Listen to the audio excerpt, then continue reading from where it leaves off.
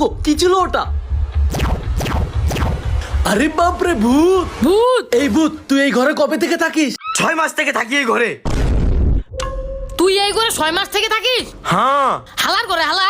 এই একদম হালা বলবি না, আমার কোনো বোন নাই। চুপ। ভাইয়া চলো ভূতটা ধরি। না বাবা, আমি পারবো না, তুই যা। ভাইয়া তুমি এত বড় হয়ে ভয় পাও? কই ভয় পাই? আমি ভয় পাই না।